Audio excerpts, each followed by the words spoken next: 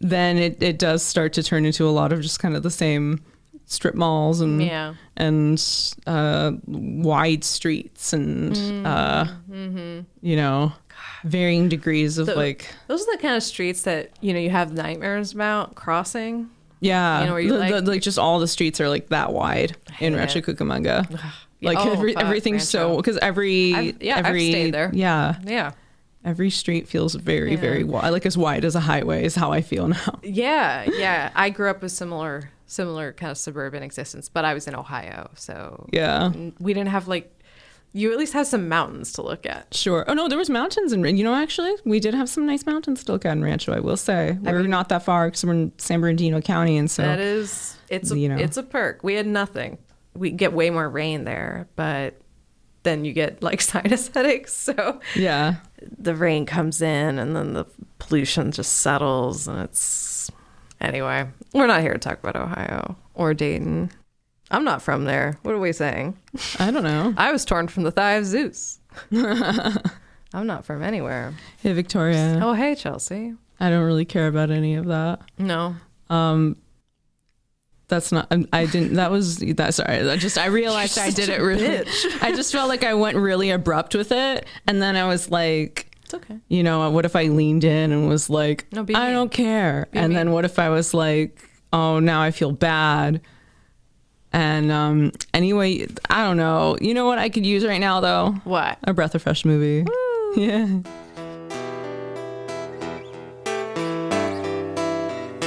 That's a movie I like to see.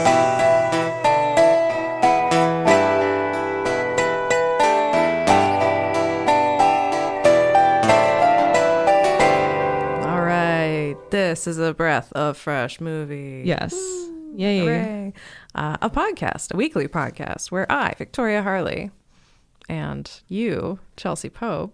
Did I do that? Oh my God, that's me. Yeah, okay. Oh my God, that's me. I got worried that maybe I was off script for a second. No, we always like say our vows. A little different. Yeah. We don't have to. Yeah.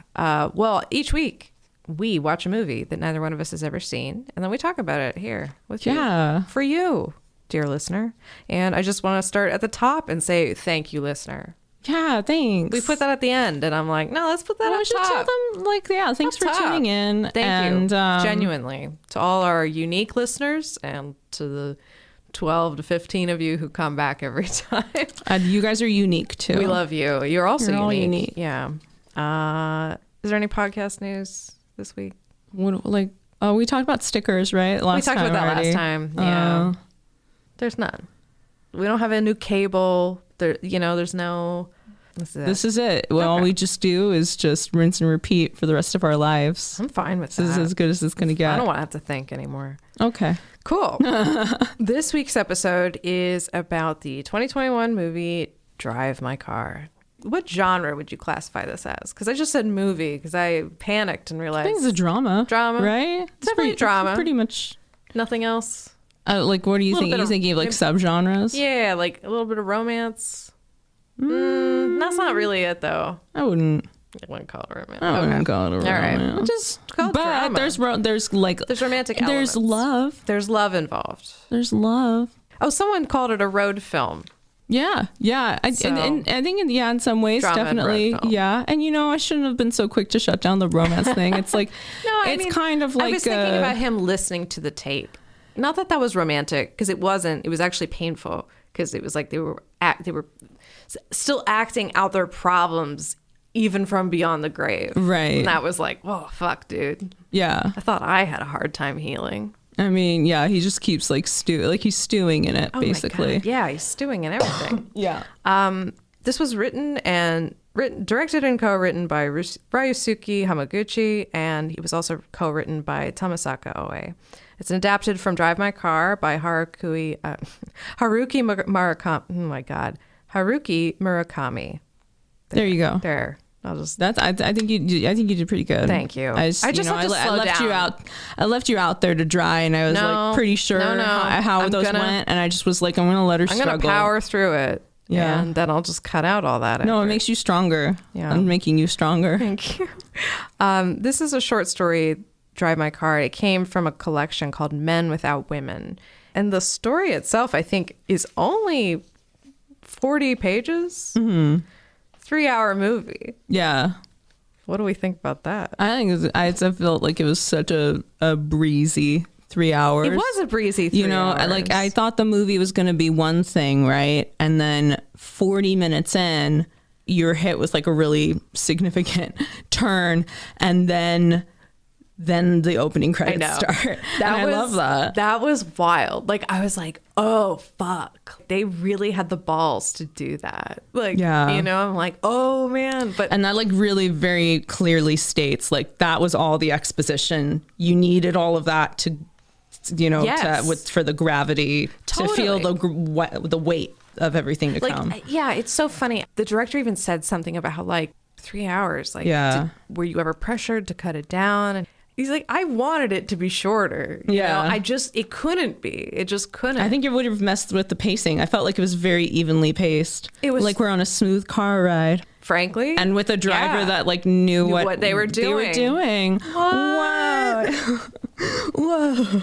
Breakthrough. Yeah. That is exactly the experience. I mean, it was calming. It was like restful and poetic. Yeah. And all the scenes that breathed, like it was excellent. It was good. And we talked about this in the last episode with Almodovar, and how there's these, didactic performances in his films oftentimes. And in this case, it's like we got a treat of that. It was nice to be literally put in his point of view, to watch these different performers. Oh yeah. And like the audition sequence, the girl, the woman doing the sign language. That was moving. All of her acting was so fantastic. Oh yeah. She was definitely, and just jumping ahead to favorite secondary characters. That's best supporting. I think I'm with you actually. I may have written the same thing down, because she was. But especially too, once she's coming in with the end of Uncle Vanya like that, it's almost like, is it even fair to say she's a support? That's such a. No, that's a good question. A crown jewel of a scene. She was amazing. And I loved the way the way she's revealed, like, both as a performer and then like her significance, because we learned that she's the coordinator's wife. Right. But I actually really liked how that was handled. And I also just sort of she earned it. And the guy, and then the guy, the main protagonist, he's like, well, yeah, he just kind of is like, oh, well, all right. Yeah. like an acceptance of like, this is, it's amazing how many characters in this story describe experiencing some kind of a horrible loss and being like disconnected from their normal, whether it's dance, like I think she said she couldn't dance anymore, and like channeling it into this new art form, just like Oto did, because didn't she have like a miscarriage? Wasn't that like their child died? Yeah, exactly. That was what it was. And then she started writing stories after like a 2-year depression. And it's I don't know, it's just there was something. There were all these echoes of that kind of shit, like throughout, and people. The driver was so interesting, though. Yeah, really, really great understated performance as well. I was immediately interested in her. Yeah, she's so. Yeah, I mean, God, what are some other? We're in the first impression land. In case anyone also, didn't know. I think we had missed earlier. We were we won't spoil everything, we won't cover everything, but we'll cover anything. Yes. I think we won't cover everything, but we will cover anything. There you go. So spoilers ahead. Yeah. Always. The little landmines, if you will. And, that's the thing that's funny, right? It's like the log line. It's like, after 2 years after this guy's playwright wife dies. Yes. He's invited to a festival. And that's it, like an arts festival. He's going to direct something. That's so that like there's a death, and that like turn comes with the credits. It's like the whole time she's alive, I'm like, okay, I know she's supposed to die, because that was like the only piece of information I was given before I came into this.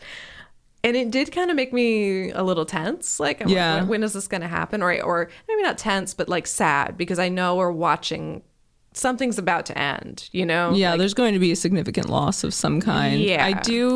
I will say I'd read the log line one time before I watched the movie, but it was not right before, so I kind of forgot. Oh, good. Which is, so yeah, there is like a slight advantage, which we've already ruined for anyone listening to this if they haven't seen it. Too bad. Not knowing, in so much that it's revealed on the log line. It's not that it's the significant spoiler. But it is, it's just a driving factor of the story of Drive My Car, where there's driving. There was and a driver. Yes, thank you. I like to poke around on Letterboxd sometimes to see other reviews, and I think Bowen Yang said something about this being like sad Asian smoking representation. And there was a lot of smoking in this. Like I was struck by like, there's a reason cigarettes are used in old movies. It's like it gives your actors something to hold on to, but it's also visually interesting. It picks up the light. It creates a mood. It creates a mood, and it creates, and it, people inhale, they exhale. It adds like it's just like being able to take a drink or something. It signifies something more than itself. And there's like the world weariness of it. There's like the self harm of it, and you're kind of like, it's like a fuck you to life. A little bit. Someone said that about cigarettes, and I'm wondering if I'm wondering. I'm sure it was like a TikTok. I'm sure it was like some profound TikTok. Tiny death wish. I mean, it is. Yeah, it's a little bit like you are essentially like fuck it, slowly killing yourself. Cool. Yeah, which it's amazing. It's a self-destructive behavior. It is, but it's like every time the driver, like there was something about the way she and like he would with the way they would pull a cigarette out.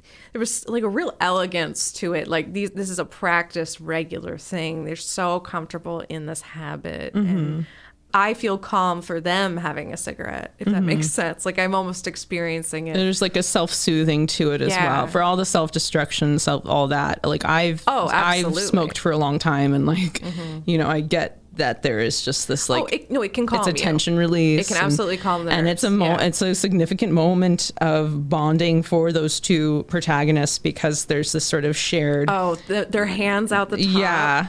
What a great shot. God, I love that. What a great shot. Was this nominated for cinematography?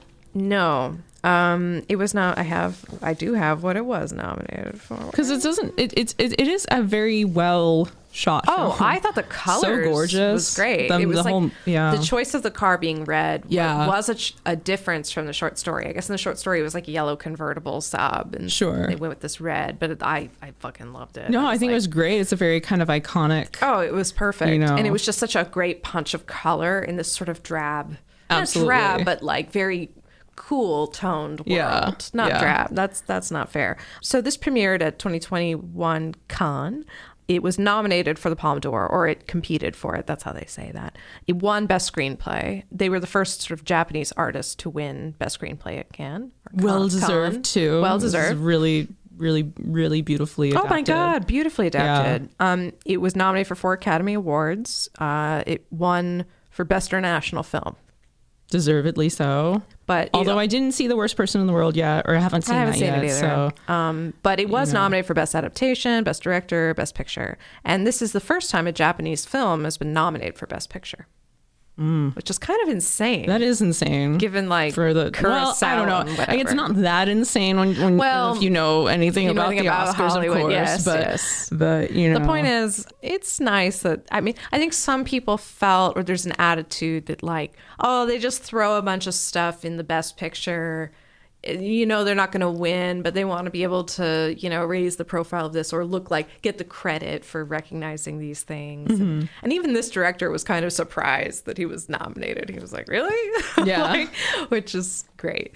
No, but I'm very happy that was the case. Yeah, well, it raised the profile for sure. A lot more people have gone to see this as a result. Yeah. And I think that's really the value of an award is raising awareness. And it worked in in my case too, or I would say in our case. I mean, it certainly brought my attention to probably to why it wound up on streaming places and things like that. Yeah, no, I appreciate this movie's accessibility. No, it was great. And a movie like this, being able to stream it at home. I don't think I didn't get up once to go to the bathroom, which usually never happens. Especially I'm naturally anxious at the movie theater, so I always want to be by the aisle so I can. Oh, I know this. I can. Yeah, exactly. It's just a nervous. I don't want to feel like encased, and then I die of the shame and embarrassment of having to be excuse me, so it's just I'm literally that much of that neurosis to the max. I understand it. I will also say I didn't have to get up during this movie to pee. I was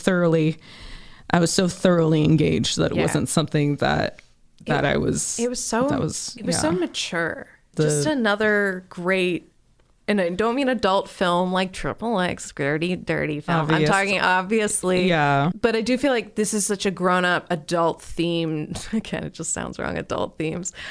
It's a grown-up movie. It feels like a movie that, not that a kid couldn't appreciate, but like, no, you have to maybe be cheated on or... It's just, I think if you've had some significant loss or, because again, the driver, I think she says she's like 23 or like what would have been her daughter's age. And so, but I absolutely agree. It feels very mature in what it's discussing and the way that it handles this conversation, because it's a really...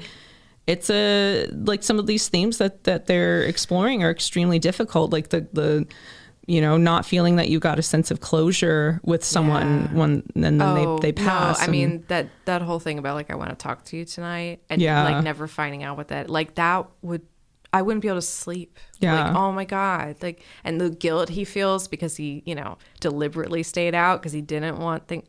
It was so real. It all felt so understandably human. Yeah. And I think when I'm saying like, oh, it feels like such a mature film, it's like, I think part of it is that the main character, Kafuku, is like, he's older. It kind of makes the younger actor look very buffoonish in comparison. Whereas like in other films, the young guy would be the hero and the center, and the older person would just be, somebody's dad or something. Right. And it's just like, I like movies where of course, his character turns out to be incredibly impulsive and reckless. Like, the younger actor. Yeah. When I thought that was just really great. Yeah, like that juxtaposition where he does look a little bit, like you said, a little buffoonish. Like because he's playing Uncle Vanya and Uncle Vanya, and it almost feel like he feels. I can get that. You get that feeling of confusion where you're like, Am I being made fun of? Yeah. Or is this like he actually expects me to be able to pull off this character? I mean, that's the question, right? Because is this a cruel joke? That's what what do you think? Because I genuinely don't know. Like, I mean, the dude cast him, even though, and we never find out actually definitively if this young actor did sleep with this guy's wife. Like, wasn't that the one that she was sleeping with on the couch? It wasn't that actor? It's presumably that guy, but we never actually saw his face. But then of course he does admit that he's had sex with her. So he admits that like he loved her, but that it was unrequited. That doesn't mean they didn't have sex. The fact that he was able to share about the story, I think, was supposed to indicate that is the proof. That, no, you're right. That they definitely did. But I would love to be on that thought train with you. But I'm just like, I think you have an argument for a theory. There was just something interesting about the fact that we never actually saw his face, and we never really got. I mean, you're right. I think the way he tells the story, there is a kind of like, oh, okay. Like, we know how she writes her stories and all that. There was an ambiguity I liked, or that he didn't want to find out. Yeah. He didn't want to confirm it. He didn't even want to announce himself. He didn't want to like have a... For it to end. Which I think it makes sense that we wouldn't see his face for so much of that first third of the film, because I think it feels like the intention is for us to not feel for us to feel once he comes in and he's auditioning, for us to have that same feeling of like sus, like I don't like not sus, sorry, just no, I get it, more just that we would get that same feeling once we see him for the first time in this kind of vulnerable position, and we actually are kind of like, that guy, and then it becomes all the more frustrating when he nails his audition scene, but he also is very inappropriate, very inappropriately so. Yeah, I mean, and it's also kind of never officially confirmed why he got the role, and in some ways it does seem like it was a torture device, like a little bit. I think of that, and also, I mean, he did actually have a really good audition, and our protagonist did not want to play Uncle Vanya, even though they wanted him to. And which that scene, and we saw him break down, and like, well, he did play it, you know, or what? He's done it, and it's too. I love the idea. It's like the material's too intense for him, and it's like Uncle Vanya, and just in my mind, like Chekhov. I don't know. I've never had the privilege to really get to see a full Chekhov play, so in my mind I'm like, it's like saying like the dictionary makes you cry, like a little bit of that. It's just so dry. I understand what you're saying. I think there's a reverence for that. It's something that's referenced in the original short story, and so the director felt, I have access to this, and sort of made it larger in the story. I thought it was perfect. I mean, especially there were so many lines and so much. I would argue the length of this movie is due to the fact that you basically watch a production of Uncle Vanya in varying ways. You see it in the car clips, or you either have it read to you, or you're watching it in action. Passive, way to. I've basically seen Uncle Vanya. Yeah, you'll know it now. Even if you don't fully, you'll feel like you've seen it. No, that's a good point. This is the first non-English language film to win Best Picture by all 3 major U.S. critic groups, which is like, that's LA Film Critics, New York Film Critics Choice, and National Society of Film Critics, which I don't pay a lot of attention to, but it's just another distinction. It's just like another thing. I think it's just really that powerful and good of a movie that like it made a ton of. There's like something kind of wrong with you, I think, if you don't at least appreciate this movie by the end. I think it just it's so thoroughly and deftly tells a very human, intimate, it's just an excellent film. You want to watch something that makes you feel in a significant way the way this movie does, or at least for me it did. I'm sure it would only resonate to varying degrees, and like you said too, I think there's a maturity thing, like I think having experienced like regret or loss or that helps. That certainly flavors it differently, but it's still very worthy of all of this praise. I mean, I think I'm always a little suspicious when people are like, it's the, it shows up on a bunch of top 10 lists, and everyone's like, oh, it's so good. Yeah, it's so but good. then you're like, oh, but it's like on a super superficial level, you're like, oh, but it's not you specifically, but it's an average Joe or whatever, even myself to an extent, sometimes, but it is in another language, so I won't be able to ever look away. I have to keep my focus the whole way. And it's 3 hours. It's seemingly not an ADHD friendly film, it seems, but it actually it achieves that thing that that an ADHD person can strive for, which is that lock. When you focus in on something, then you get really intense about it. Like it's a very I agree. This movie. It's one of the advantages, I think, actually, of watching a foreign film. I agree. It's like you're kind of like, oh, no, I really have to pay attention. It is like a different skill level in a way. But also... We do low-key open on titties. I'm just going to say, too. Yes, there was that. There is... But it was very tasteful. Oh, no, absolutely. No, it wasn't like... He's not like hooking you in like, oh, I got your attention now, huh? Yeah, no, I mean, it actually, that opening reminded me slightly of like Sofia Coppola, Lost in Translation. Absolutely. Okay. The way it kind of, in the hotel, like, and with the intimacy with the booty of and the hotel room, and just the kind of messy, but at the big window with the big view, window and the view, and the lighting. It's muted. There's something going on there. Except this was way better. Okay. One detail I have to share, and I think this could have ruined the movie, by the way. The director, Hamaguchi, wanted to incorporate the Beatles song Drive My Car into this movie. I did think of that song, but it would have been too on the nose. I'm glad that he didn't do it. Beep, beep. beep beep, yeah, like you want to put that in this? Like, it's one of the worst Beatles songs ever. I mean, I'm sorry. I think really just because it's called Drive My Car. Or did he call it Drive My Car because of the Beatles song? No, that's the name of the short story by Murakami. I think that would have just been like a hat on a hat thing. Or not hat on a hat, but like it just wouldn't so on the nose. Totally unnecessary. I'm so glad. Like, apparently the only reason they didn't do it was because it was too difficult to get the permission. I'm like, well, thank God. Yeah. I'm like, for the lawyers today. Yeah, God. that they because that would. I'm sorry. I mean, I think it would have cheapened. I think that would have hurt the film in any form. Like, I'm trying to imagine it subtly. Like, oh, maybe if it was like just quietly on the radio. Yeah, like, no, absolutely not. It's too much. I think a big old wink. Yeah, it's way too big a wink. Too big a wink. Yeah. Anyway, that's my anger. I mean, you're already like paralleling this whole story with Uncle Vanya. Like, you're already doing all that. Oh my God. And it works. And it works. They needed to do that. I mean, again, like it broadens everything, it enriches everything, and it fits all the themes of performance. And I mean, I loved, like, I'm not an actor and I haven't like engaged in like acting classes, but I mean, this is a really interesting like concept, this whole multilingual thing. Like this, I thought that was fascinating, and the way they're reacting off of each other. And I would totally watch a production like that, and then there's like having the translations. That would be up on the super screen. Cool. No, and I think there was also like a really interesting comment on how, right, like we know that communication is 90% nonverbal or some figure like that. Yeah, you know, and just sort of proves it, like in a way.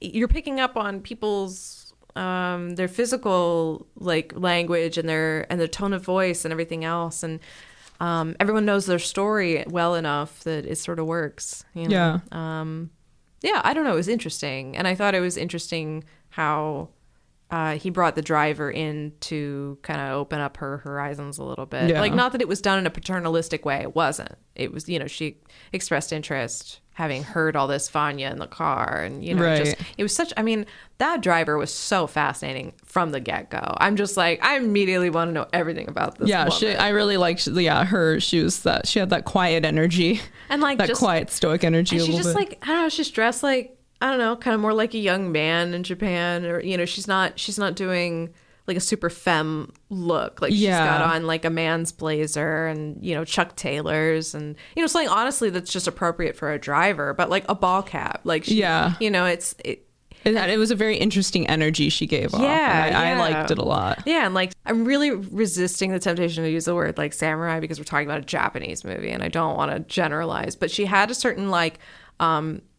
respect and discipline for the craft of driving that we come to learn was like wrought out of terrible emotional pain of like having to drive her mother and, you know, her abusive mother around, you know, but there was something interesting about how she was, you know, like, no, I'll wait outside. That's my job. Like, I'll do this. I'm not, you know, I have something to read. It's fine. Like, I'm okay. Like, I only need to sit in the car if it's really cold. He's always the one that's kind of taking the next step in terms of, well, actually, that's not true. And there's like a significant point in particular where that's not the case. But I like that he, you know, he grants her access to like smoking in the car or, you know, just certain things where it's like, oh, like the letting the walls down without telling us, oh, you're letting my walls down. And then, you know, and then she, you know, he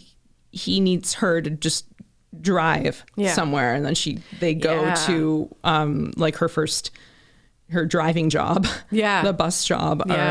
Which I thought was interesting. Yeah, like that she like or it was a waste facility. Yeah, she used to drive a garbage truck. Right. And I'm just like, what the fuck?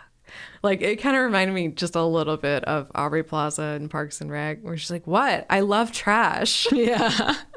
But it was a cool like opportunity for the visual and taking in that space and the trash and I don't know, just I really liked these were very creative, not too on the nose ways of painting a picture of grief and like and absolutely and self-destruction and like waste and it was it is but also there was something very but the space itself was also very clean and aesthetic in a way. Like, it was very... No, I know. I mean, it had like it was very contemplative. It had a sepulchral, is that the word? I don't know.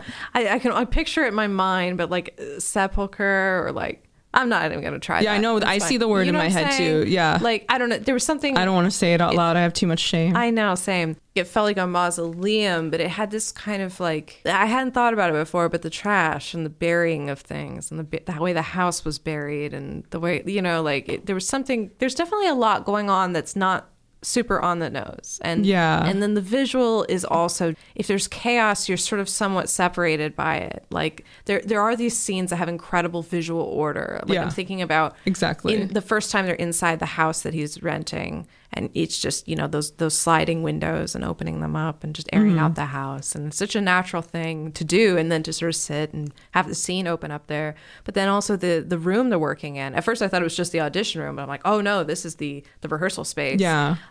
Those walls, like I love. Yeah. I am like a sucker for a space that has like the acoustic, anything that's purpose built for something as like fragile as art. It just seems like a miracle to me that like anybody thought to like, no, we're going to invest the money to like make a space that's perfect for an orchestra or for this kind of performance. I'm just so used to people not valuing art and the arts in general. Usually it being in a shitty room. Yeah. Some shitty, like, this place was smelly space. And this place was a palace. Yeah. It was just like, I was like, wow, look at this what a government supporting their arts or whatever. Look at these patrons supporting their arts community or whatever. Some of it's production design and stuff, you know, but even those like the mobile tables, like that was genius. And like, I suddenly was like, ooh. I was like, this is super professional. I know. This is like, what professional theater looks like. Exactly. I was like, I don't want to be an actor, but I wanted to be in that workshop, you know? Yeah. I'm like, oh, but that would be so cool. Like what they're doing and the way they're exploring and the way he's kind of, I mean, he was intense. I mean, he definitely is like tearing people down. And you could, you know, again, that question going back to like, why would he cast this guy, this young guy who probably fucked his wife? He could have just rejected him. Yeah. Like, and then he would never have to think about him again. Well, I don't know if that's true because this guy likes to hold on to shit, but... Yeah, no, Uncle Vanya was definitely going to still stir a bunch of shit up in him probably. Yeah. But I do also think, too, that him having that thorn in his side, having that guy be an irritant for him was like a necessary, like, push for him to get frustrated enough in those rehearsals to decompress with the driver. That's so true. Until they start to no, you know what? That makes sense because, you know, we get that backstory, that first 40 minutes. And then the story truly opens at the last possible minute, you know, which is that like, yeah, you're right. Because once this guy crashes into his life again, it stirs all this shit back up. Not that he's like not living in the soup of it. He is, but it's kind of an inciting incident that you're right, like pushes all of this forward. Yeah. And ultimately in a positive way. And I mean, not for the young actor because he, you know, goes to jail. Yeah. He killed a guy. It's terrible. Yeah, that's fucking intense. And then finding out too on top of that. And I like the way this information was withheld from us. And then we find out these things as we go along that he's, you know, he's essentially a known pedophile or, you know, or speculated pedophile or whatever. And then he himself is a character who you know, I certainly felt like they did a good job making me not like him. And then getting frustrated seeing that he does so well in the acting scene. I'm like, oh, he's probably going to get cast in this, even though the guy hates him. He cares enough about putting on a quality production that he's not going to put someone who isn't good. No. He's going to do this because he wants this to be really good because he obviously has such a strong connection to the play or whatever. And then it you know, quickly being the case that, like, you know, which we already knew from the first act that he revered the main character, but him being so like, I flew out to audition for you specifically. Like you know, like him still being such a fan of this guy. Yeah. But also feeling like afraid of him. Yeah. Yeah. And then I think that character and his impulsivity are so necessary because it's in spite, you know, he goes to jail. It's sad, but it's also thankfully he is impulsive enough to chase after the director and initiate these conversations and want to take him to get a drink. You're right. Because a bunch of shit happens that wouldn't have happened. He would have just been stewing in it. And also, if he did cast him, maybe it seems like the ulterior motive is like, oh, I'm going to torture this guy and be a hard director. But it also is kind of like I like see my fate, or I need to rise to it, or I like in a way, like he's without realizing it, he's bringing his cure toward him. Right. Or not cure, but his ability to move forward. I don't know. There's so many layers to this shit. Absolutely. It's like the relationship between truth and performance is huge. And not just because there's actors. I mean, like, his whole relationship with Oto is about lies of omission. So many of these characters too, and like with the supporting character we were talking about earlier. And the other, with the fact that they're married. I didn't write it down. I've got the chauffeur's name. I don't have the woman who did sign language. I didn't write that down. But her being the wife of the co-producer essentially that's its own thing where they were performing in a different way. Totally, you're right. You're right. They essentially have to act like they don't know each other in the rehearsal space. Yeah, which they do so well. Yeah, and they maintain it. Yeah, like I love. And she's also just that good. That she is. He doesn't have to. Yeah, and I mean, I know. Just going back to the scene, I loved how the logic of it was like, we thought it would be harder for you to reject me. You know, it was like they didn't want there to be an impediment to rejection. You know, it's just like, wow, that's so honorable. You know, it's I feel like we're so like, I know, blah, blah, blah. Like, you know, like you're trying to grease the wheels. Although I know that doesn't work either. It's such a mixed bag when that works and when it doesn't, because it all is like, who's it coming from? Yeah, that's creating this connection. Like, I don't know. You know, I mean, I like that there was again like there's a lot of integrity, I think. Yeah, and people feeling like integrity maybe has been spoiled or something. Like there's so many like really strong like values and principles these people are holding inside them. And apparently, you know, part of why Vanya also like really worked for the director is Hamaguchi was observing that, you know, a lot of lines like Vanya's dialogue felt really similar to the inner lives of modern Japanese people. So he really saw himself in it. Yeah. You know? But that's kind of what everybody hopefully sees, right? Sure, like it's just but culturally he felt like it was especially resonant. Yeah, he didn't elaborate, and I wish somebody had asked him a follow-up, like in what way, you know, like I don't immediately click with understanding, but I do think about some of the lines that show up in this movie, and like it's not exactly that I could have been a contender idea, but it is a but there is this idea that you have to go out and make a name for yourself and provide and excel. To the priority to excel, and then when the pressure, you know, if you fall short, dealing with that existential angst. Well, so apparently this director this wasn't his idea to adapt it. His producer came to him and was like, hey, what if we just adapted a Murakami story, because people like those? And I was like, all right. This director used to do documentary. Like he did some art films, and he came up through like Tokyo Film School. I couldn't find out much about his background, to be honest. There was not a lot. But, you know, when he was working as a documentarian, he had the experience of traveling around Japan in cars a lot. And he says that this is kind of where the idea really first incubated, because, you know, you've had this experience if you've traveled a long distance in a car with somebody. There's something about, you know, not facing each other that allows you to kind of open up more and talk more. And that's a lot of what this movie is about, right? It's that's why therapists would do the couch lay down thing. Yeah. Oh. No. Continue. And he also said there was something too about not just not facing each other, but that you're both facing the same direction and traveling to the same place. He's like, there's a certain candidness that comes, and people get to know each other. Yeah. And that was what he experienced when he was working. You know, and also there's something about, you know, he also acknowledged about his own films. He's like, well, I tend to be pretty dialogue heavy. And it's he cited it as his own weakness. And he's like, but there's something about weakness because it lacks motion, and you know, cinema really needs to be visual and motion. So he's like, you know, sometimes dialogue and words is not so much fun. He's like, you put it in a car, suddenly it's in motion, right? And you've solved that problem. I'm like, that's genius. That does make sense. I'm like, oh my god, that makes sense. Yeah, I have some other things here. Oh, so apparently Murakami, it's very difficult to get his okay, you know, on things. But the director Hamaguchi wrote to him and said, he gave this long detailed letter about like his intentions and what he was going to do, and literally just got back like a letter that's like, okay, like no personal note, nothing, just kind of, yeah, okay. Yeah. And he kept him updated. And the guy said like, oh, will he see it? And he's like, he said he'll go see it when it's playing at a theater near him. Like he's all right. Like he's like, yeah, I'll check it out. But interesting. Like I like that. That's sort of like I'm just trying to play it cool. He's a very cool customer. Yeah. What was the other thing? Yeah, I mean that.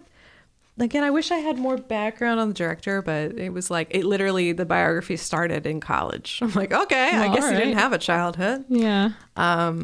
But he also made a film earlier this year called The Wheel of Fortune and Fantasy, which I haven't seen yet. I would want to watch that too. It's on Criterion. Yeah. I'm curious now. Yeah, I would definitely like to check out more of his work. I mean, I thought this was really well done. I mean, again, it's like the 3 hours thing is like, I mean, normally it's so hard to look past that before you start watching, and then once you're like, by the time I finished this movie, I was like, yeah, I mean that went.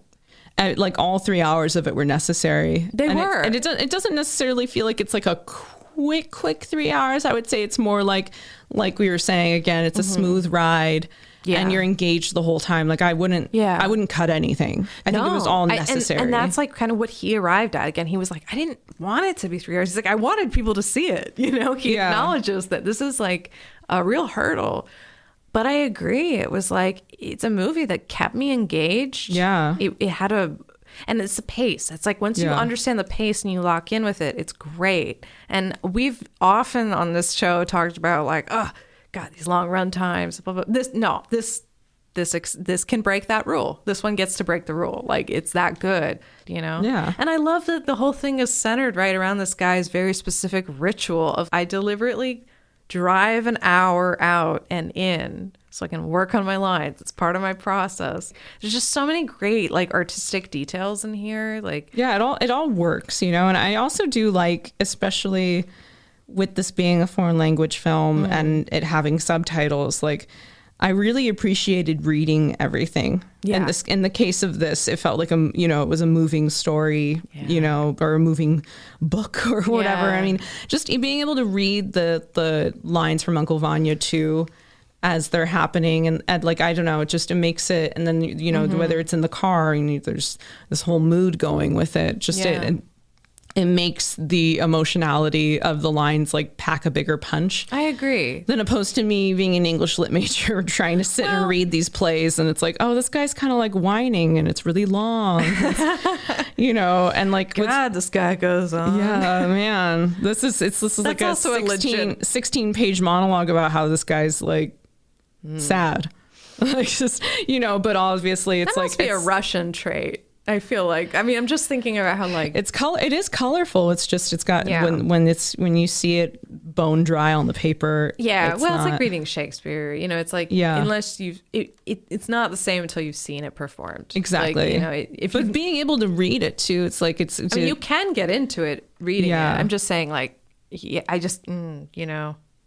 lot of shit is missing, right? It's kind of like, I feel like the ideal situation would be to be able to see the lines as they're performed, like it is in this movie. It's it's so funny. It's an appreciation for the text. Like you can appreciate a performance and the text at the same. Like it's possible. It is, yeah, to do that. No, definitely. And I mean, seeing it live was cool. Like, see that it can be achieved live. And they were like, this felt like such a modern, cool. Like what an interesting festival, and like just I mean, I also just sat with some just envy, even though this is a fictional whatever. I'm just like, oh, I'd love to be inside this little cocoon of like artistic achievement. Oh. Yeah, right. Oh, I desire to the be elite there. Art world. Oh, I want to be there. Oh. I do have a quote here from the director, which I feel like is the last thing I'm going to share, which is, he says, to some extent, all films are fiction and documentary at the same time. I've experienced to make both, and I believe there is no such thing as pure fiction or pure documentary. And yeah, if you think about that, like two actors working through a fiction is being documented, right? Right. Like it's still a truth and a fiction at the same time. And documentary is also like, right, a fiction of a kind, because you know, when people are like, the camera doesn't lie. It's like, oh, yes, it does. Yeah. Who told you exactly. that? Who told you that? Yeah, that's crazy. They're a liar. Okay. Yeah, they lie. The camera is its own like flavor. Special kind of liar. Yeah. Or my favorite kind. Yummy. Yeah. Would you watch this again? Absolutely. I would too. I would totally watch this again. Not like right away. And like, yeah, I cried real hard towards the end. It's like, it'll make you really think a lot about your past and people you've lost or any sort of lack of closure. Yeah, it's going to definitely make you think about some of that stuff a bit. And I mean, yeah, but it's very beautifully shot and performed and written. Mm-hmm. Yeah, 5-star movie for sure. Yeah, phenomenal performances and like acting, and I realize it's very easy for people to say that. Like, and it's easy for people like, oh, it was terrible, without knowing like anything. Yeah. about the profession or the craft or how hard it, you know. But really, I mean, I completely sucked in. You know, and I didn't doubt any of it for a second. Like right. I believed everything, and isn't that just like the baseline, right? Like, yeah, I believed you. I believed you. Good movie. I believed it. I believed it. It's poetry. It's beautiful. See it. I may have mentioned this on another episode, but I know Tom Sharpling says if you see it in the theater, open all your candy before the movie starts because it's very quiet. It is a quiet movie. Yeah. It is quiet. Yeah, crank it up. Yeah. All right. Well, we already thanked you for listening, so you don't get it again. You can follow us on various social medias at Fresh Movie Pod. You can also email us at abreathoffreshmovie@gmail.com. Woo. Yeah. See you next time. Watch this movie. This is a really good one. Yeah.